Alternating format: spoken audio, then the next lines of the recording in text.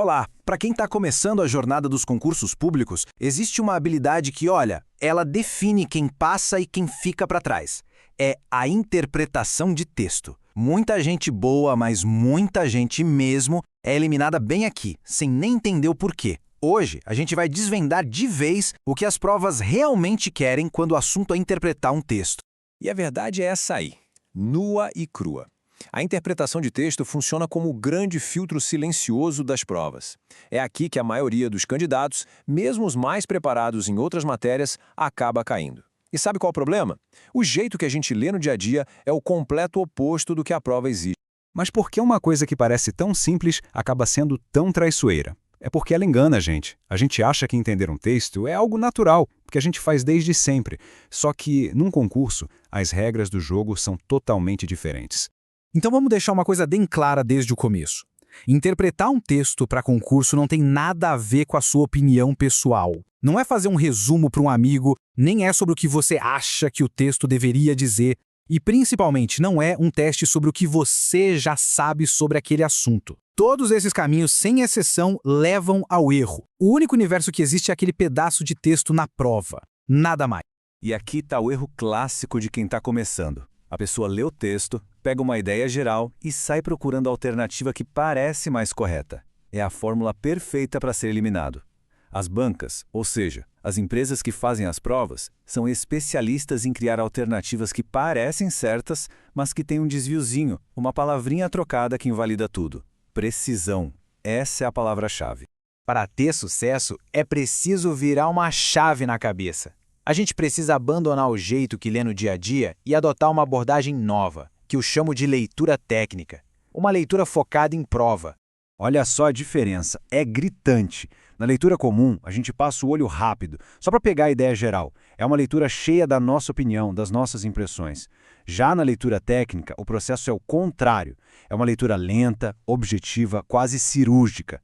A gente não está lendo um romance, a gente está agindo como um detetive, procurando pista, procurando evidência dentro do texto. Cada palavra importa. Ok, a gente já entendeu que não é interpretar. Mas então, o que é que a banca examinadora realmente espera de alguém numa questão de interpretação? A missão é ser absolutamente fiel ao texto. É decodificar a mensagem exata que o autor quis passar. A resposta certa, sempre, mas sempre mesmo, vai ter uma prova, direta ou indireta, ali dentro das linhas do texto. Se a informação não está lá, não pode ser a resposta. Simples assim. As bancas testam habilidades muito específicas. Elas querem ver se a pessoa consegue identificar a ideia principal, a opinião do autor, como as partes do texto se conectam e, principalmente, elas adoram testar se a pessoa sabe a diferença entre o que pode ser concluído e o que não pode ser concluído a partir do texto. É por isso que elas criam aquelas alternativas quase certas, para pegar quem não presta atenção nos detalhes. E agora que a gente já sabe o que as bancas querem, vamos ver como elas tentam nos derrubar. Conhecer as armadilhas é o primeiro passo para não cair nelas, certo? Vamos usar esse texto bem simples como nosso laboratório. É uma frase só, mas que está cheia de possibilidades para a banca criar questões. Preste atenção em cada pedacinho dela. Então, a pergunta é, o que a gente pode provar com 100% de certeza usando só essa frase? Duas coisas, e nada mais. Primeiro, que a tecnologia tornou o acesso à informação mais fácil. Segundo, que ela também aumentou a circulação de notícias falsas. Ponto. São fatos tirados diretamente do texto. E aqui a gente vê perfeitamente o erro mais comum. O texto não faz nenhum julgamento de valor. Ele não diz se a tecnologia é boa ou ruim. Ele também não sugere nenhuma ação, como proibir a tecnologia. E ele não compara o poder das notícias falsas com o da informação verdadeira. Qualquer uma dessas afirmações seria uma extrapolação, uma viagem para fora do texto. E isso, na prova, é erro na certa.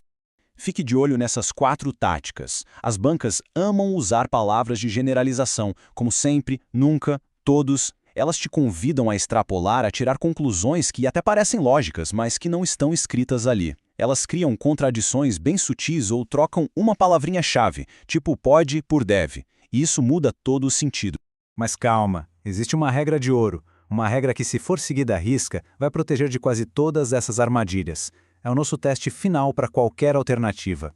É simples e direto. Não importa se a alternativa parece lógica, se soa bem ou se combina com o que a gente pensa. A única pergunta que realmente vale é: eu consigo provar isso usando apenas as palavras que estão no texto? Se a resposta for não, A alternativa está errada. Ponto final. Acabou a discussão. Certo. Agora que a mentalidade está ajustada, como é que a gente transforma essa teoria em prática? Como se treina essa habilidade do jeito certo? A gente pode seguir um processo de 4 passos bem práticos. Primeiro, leia o texto com calma, com atenção, sem pressa. Segundo, enquanto lê, já vai marcando palavras-chave e as ideias principais. Terceiro, analise com muito cuidado o que a questão está pedindo. E o quarto passo, o mais importante de todos. Antes de marcar a resposta, sempre volte ao texto para confirmar, para achar a prova da sua escolha. Se isso virar um hábito, o número de acertos vai disparar. E guarde isso. Ninguém nasce um gênio da interpretação de textos para concurso. Isso não é um dom, é uma habilidade técnica. E ela se desenvolve com método e muito treino. Quem aprende e aplica o método passa na frente de quem confia só na intuição. Hoje, a gente deu o primeiro e mais importante passo, que foi entender as regras do jogo. A partir de agora, a pergunta muda. A gente para de se preocupar com o que eu acho e começa a procurar o que as bancas realmente cobram. E é exatamente isso que a gente vai ver no nosso próximo encontro. Até lá!